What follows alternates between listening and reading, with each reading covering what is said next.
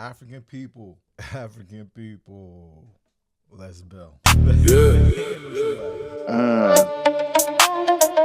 You sent the jet. We sent them down. Rescue failed. Now you're losing clowns. No ceasefire. Watch this. Jet down. Trump screaming. Losing ground. Rescue mission. More birds gone. 48 hours. We said no. Carry on. Jet down. Lying wrong. Jet down. No ceasefire. We strike back all night long. You thought your F-15s on the sky. We locked on target, made 2 more fly. One crew rescue, one still lost in the dust. Rescue choppers running out of turn in the rust. Trump talking big, finish the job on TV. But every jet you send is a gift back to me. You beg for 48, thought we kneel and stop. We laughed in your face, keep taking the L. Pop. Jet down. My name is Yves Darbouze, and this is the Pan-African product. Those videos never get tired. I watch every single time I see them on the timeline. I don't even like Legos. I only play with Legos because my son was into it for 3 years. I was so happy when he didn't like it anymore. But even though Legos are a great educational toy, great for imagination, great for creativity, great for building, there's a reason why we got my son. They're just annoying when you step on one in dark at 3 o'clock in the morning. All right, what can Africans learn from the Iran war? Not even from the war, but there are lessons to learn from the war, right? It's important for Africans to, at least the thinking Africans, the Africans who is just in their Bible and in their Quran, and they're having these imaginary crusades and wars of religion and theology and all that. Listen, the Pan-African state will guarantee your right to be religion, will guarantee the safety of everything around it. It's just, it cannot power, right? 10,000-year-old books, 5,000, 3,000, 100-year-old books cannot be guiding your statecraft. And here is an example. A theocratic country in the form of Iran, right, is applying pragmatism, engineering, mathematics. All of this is into a unbeatable schematic. And part of the reason for their success is, one, they hold on to their history. Not the big reason why this is happening, or why they've been able to. If they're not winning, they're repelling. So in Vietnam, the United States killed millions, killed ridiculous amounts of people. But did they win? No, they didn't. In the Haitian Revolution, the French killed more Africans than the Africans killed of the French. It's just, what is sustainable? What can last? Who is it hurting more? Like in the Haitian sense, if you can't get sugar out the port, if you can't get sugar out the countryside, because everywhere you go, someone is taking you out as you're heading to the port, right? You can't sustain that going forward, right? And even what Iran is doing in the Strait of Hormuz shows you, right? But before that, before they were ever called Iranians, they were the Persians. The Persians, created, well, it's a debate on whether it's Africans that created math or it was the Persians. It probably was some mixture of the two. But they held on to these things. They understood that these are things we do. And they invested into their people, even though they're not a communist or socialist country. But like capitalist countries do, when they have problems, socialism typically is the solution. Whenever capitalism has a COVID type of situation, they print money. Biden prints money. Obama printed money. That's how they got almost 40 trillion in debt, right? But the Persians held on to their history and taught it? How have we repelled these infidels in the past? And by having principles, uninterrupted principles, they were able to have the gumption that when they come and they do the things that they do in Africa, they do the same things that they did to the Iranians to lead up to this war, to build up to this war. They tried to create political unrest. They put Mossad agents into the country to create the political unrest. But what did they have that it works in Africa and it didn't work in Iran? The reason why is in no point of their history has Iranians have been stopped to reading. That Iranians' education system has been developed by the West. Maybe underneath the Shah of Iran, a little bit of that was going on, but holding on to their history gives them something to fight for that is more than just the money. You could have the money if we can have our lives. But what they all realized, and the people, the 93 million people, they tried to separate them. They tried to separate them by Christianity and these other things. The greatest thing that ever happened is when the Shah left, he took his people with him. Those anti-Iranian people are people who are monarchist. Their families lost something in giving the country back to the people by having their revolution. And because they've held on to their history, it fortified them, right?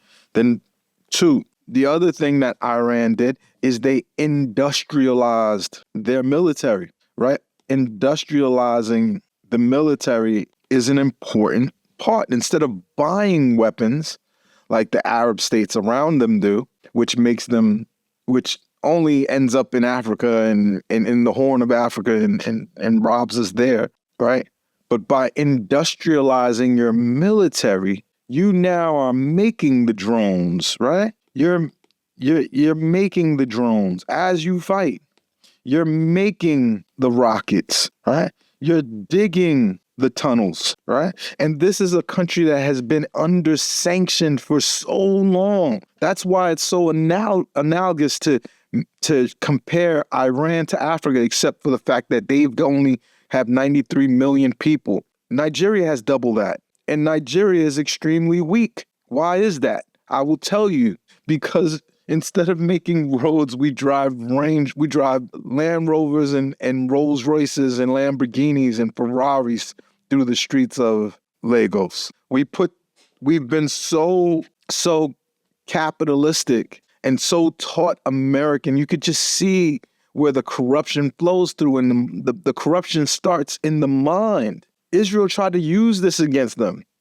When they started trying to make the color wars and trying to get the people to revolt, what they were trying to do is to make the war easy, inject their poison directly into the people and fool the people. And once you've injected the poison directly to people, now they're fighting each other. What do you think? What do you think all of this in the United States, the ADOS, FBA, in South Africa, the xenophobia, the Hutsi and the Tutsi and the Hutu, right? All of these ridiculous wars is all fomented by them. The only difference between us and Iran is that we fell for it. We fell for it. There's no reason why a country as rich as Nigeria shouldn't have a military as powerful as Iran. Nigeria has 200 million people. Nigeria has 200 million people. If they became what they should be, based off of the Nigerians that I know, the Nigerians that I grew up around, they always was the most religious. They always was the most educated kids in the neighborhood. I'm talking about Brooklyn. And we have we don't have a huge Nigerian community. I would say in Flatbush, it's mostly Jamaicans, Caribbean, right? Jamaicans, Trinidadians, and Haitians, and Guyanese, right? That's the area that I grew up in had that. And the poison that was in all of us was that we should be afraid. Be afraid of the Jamaicans. Oh, don't go over there with them Puerto Ricans. Or don't talk to those It's the same fear in all of us that keeps us from combining our skills, from combining our gifts and making a home and making a a place where you could be safe. If you're buying all of your weapons, you end up like Nigeria. The person you're buying the weapon from knows what you have. It's not that Nigerians have too many engineers. Every time I visit, I'm talking to someone who has 2 and 3 engineering degrees and doesn't and isn't rich, doing okay, a little bit better, works at one of the oil fields, but they've never created a military industry, and it's because your colonist has warned you against it, has told you if you try, that they would come down hard on you. You have to industrialize your military. There should be 5 different versions of guns that are produced in Africa that are African weapons. I've seen kids in villages out of soda cans and remote control car innards rejigger that joint and make a drone that they can fly with their phone. I've seen it. And the problem is it's because our engineers can't eat. I'm not talking about the ones with the degrees already. They're not getting paid right, but the burgeoning engineers, if there's 200 million Nigerians, I promise you there's 1,000 engineering minds that could make drones and rockets and what's more is if you stop thinking that small, if you start thinking continentally and you find 50 of the very best, 50 of the very best African engineers where you're drawing from all over the place, I promise you, you can have tunnels and you can have drones in all over the continent, and you wouldn't need ships. That's not how wars are fought anymore. Wars aren't fought with ships and ground troops. They're fought with drones. They're fought with amphibious drones, right? Is there an amphibious drone produced on the African continent for Africans? Is there a pistol being produced? Is there a shotgun? Is there machine guns? Is there a sniper rifle being produced in Africa? And the answer is yes, but not for us, not for Africans, right? What is the third thing that you can learn from the Iranian war? You need to have independent media, right? Without independent media, it's not Iranian independent media. It's not Iranian independent media. It's the way that they were able to go to independent creators, give them the information in an honest way, and everyone is lying and making shit up when there's war. When there's war, you're in the fog of lies. That's just a part of it. But the difference between this and the Iraq war is when the Iraq war was founded, we just had to believe. We only had CNN. We only had CNN. We only had MSNBC. We only had what we had. We had Fox, right? The fair and balanced Fox, right? So whatever they were telling us was gospel. And we was like, oh no, it's the Iraqis are coming from. It didn't make any sense. Even then, none of it made sense. But the media was telling us, like, hey, you gotta believe it. It's Rachel Maddow. She said. And we emerged from that now knowing you can't believe anything any of them say. But what saved Iran was they had a hell of a propaganda strategy, leaking footage, making these videos. They are telling their story to the world, and the world knows. We're watching our government disenfranchise us and go to war without any congressional oversight. And the Congress doesn't want oversight.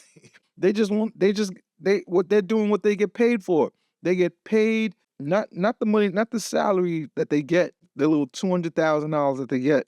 I'm talking about, or is it 100,000? I don't care. That little bit of money that they get is not the benefits. It's what Pelosi gets. Shoot, you could just bet alongside of Pelosi, just follow all her trades and become a millionaire. The corruption is deep inside of the media. The media doesn't work for you. The media works for the oligarchs. The media doesn't work for the people. It doesn't work for the soldiers. They're just bodies that they're throwing at a problem. And what Africa has to figure out is we can't be the ignorant people just believing that Jesus is gonna come and save us. Right? Right. It's not gonna happen that way. You have to save yourself. That's the story of Jesus, right? Who I believe, if he existed, I believe he was a revolutionary standing up against Rome. And how ridiculous is it that I have African people repeating Western media so that they can be in alignment with their God, so that they could turn the other cheek for these people. And it's how they've disenfranchised us forever. Iran doesn't have these problems. Iran is smarter. Is I don't want to say they're smarter than Africans. They're not. They just have no choice. They have no choice. But what they did have was time to prepare. What they did have was time to come together. We don't even know what our borders are in Africa, right? It's a challenge, but it can be done. That's what we learned. They can be beat. That's right. They're winning. You could tell by the way Trump is acting. You could tell by how many times they threaten to do ground troops. They probably will. They have no choice. The question is, will they lose, right? You have to understand and see with your eyes. They can be beat. Can Captain J and the AS beat them? No. They would need 10 years. And they would need the discipline and commitment to take the funds and build a war. Basically build a military industrial complex amongst the three nations. But their land is flat. They don't have the mountainous regions. Right? If Nigeria gives them the staging area, then Niger and then Burkina will go down, with Mali following behind. If you're not preparing for what's coming, you're just doing military pageantry, playing dress up, cosplay. If you're not watching every single day what Iran has been able to accomplish, then you're not paying attention. Then you're not a participant in geopolitics. You're a pet. You sit, you fetch, you roll over, and you shut the fuck up while the grown-ups are doing big things. This is the mentality that a lot of Africans have. I'm seeing Sisi begging America for help. It's embarrassing. El Sisi, I don't know how you look in the world stage, but you look bad. You look bad. Egypt could have had a military industrial complex like Iran, but the Arab Spring gave us somehow fighting for their freedom. In the Arab Spring, they ended up becoming vassals of the United States.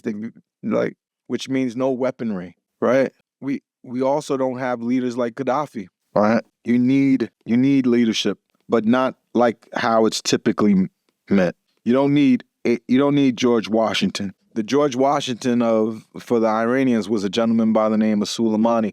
Soleimani was assassinated. Look how many times Israel has tried to decapitate their leadership. If you do not have a process of military education, right? Without military education, you could just decapitate one of these leaders and set a country back 100 years, right? You see what Sankara was doing. Take out Sankara, and now you have 50 years of chaos. Now you end up with Bazoum and completely given up to France. I believe the minds of Africans can change if they had a plan. That is why I wrote this book. Leave operationalizing a Pan-African state. If you watch this channel, you know I talk about this book and I plug it every time because of that leadership problem, because of what happens. They knocked me off, and when you do Pan-African work, that is a possibility. Look at Natalie Yam. They sanctioned her. They sanctioned her. For what? Trying to bring Africans together, trying to fight against the injustice of capitalism, trying to give African people dignity. Sanctions for you. Prison for others. Warrants for Kemi and the brothers around him. You have to understand that we are at war whether we believe it or not. When they come for the minerals, they bring weaponry first. And when they can't be the ones getting their hands dirty, it's their mercenaries doing the job.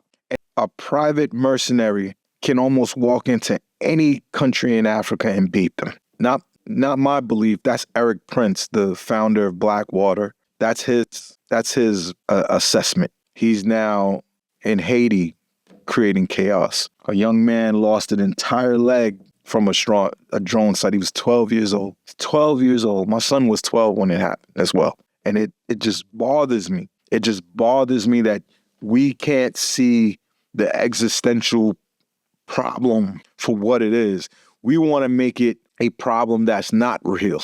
We want to make it, hey, we just have to let them, we have to be good, then they will leave us alone. They'll make up shit. That North and South Nigeria thing is made up. It's made up. Is there beef? Is there jihadis out there? Maybe, but if they are, they were armed and paid by the West. You know how many times you come to find out Al-Qaeda soldiers are making more money than any African military person? Not even just more.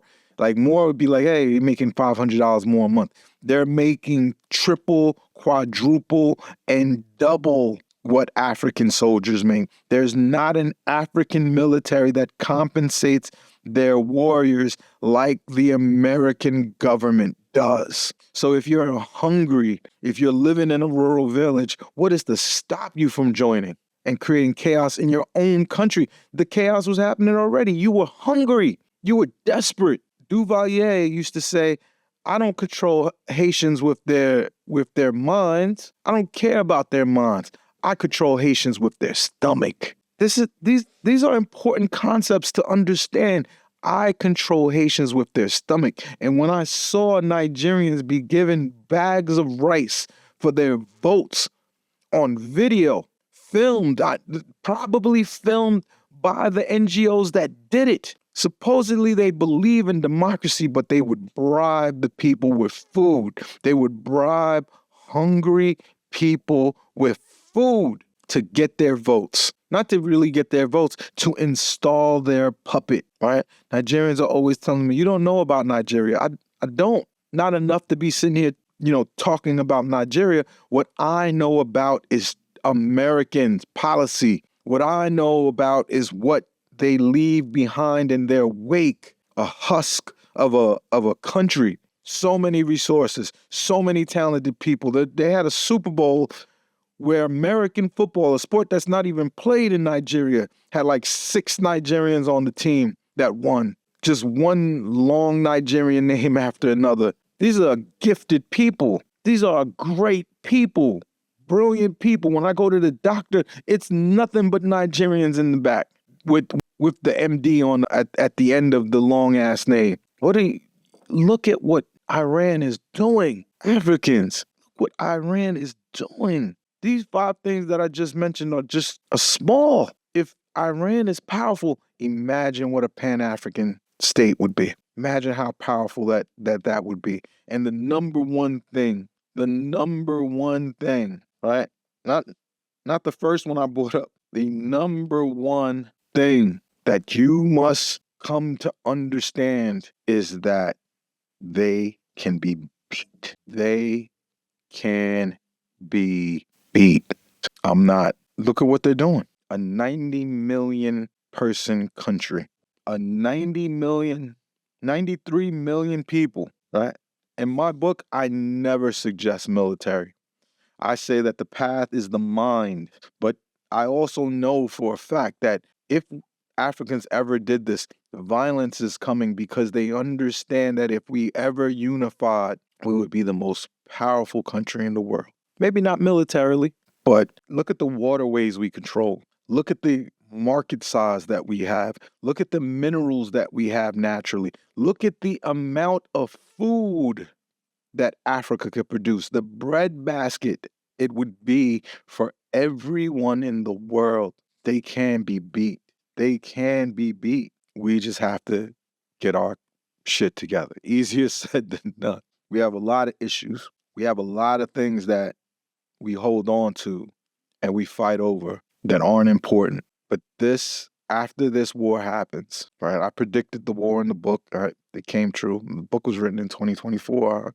Sometimes I read certain passages, it looks like I must have wrote it yesterday. You need to understand everything we need to be safe, sovereign, prosperous, and free.